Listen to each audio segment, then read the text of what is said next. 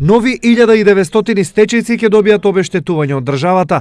Денес се усвоени дополнувањата на законот со што на овие луѓе им се овозможува да земаат надомест од 7500 денари месечно. Дополнително воведуваме можност да се опфатат и лица чии што работен однос бил престанат и по приватизација на предпријатието, но истото тоа предпријатие да го има истиот матичен број од кога било во државна собственост и исто така работниот однос на лицето да почнал во времето кога предпријатието било во државна собственост.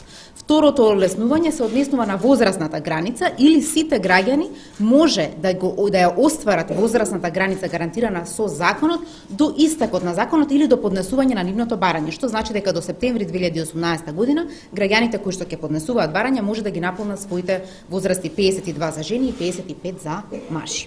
Законот предвидува да се опфатат невработени лица на кои им престанал работниот однос во предпријатијата со доминантна собственост на државата после 1 јануари 1995 година, заклучно со 31 декември 2016 година. Досега позитивни решенија за добивање на стечај на доместок на ниво на држава добија околу 2700 стечајци, од кои околу 200 се од Штип.